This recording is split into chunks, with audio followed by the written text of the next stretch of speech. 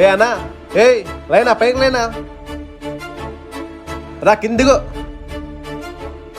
ఎన్నిసార్లు చెప్పాలన్నా నీకు ఆటోలో పనుకోద్దని? నీకు బుద్ధి ఉందా లేదా?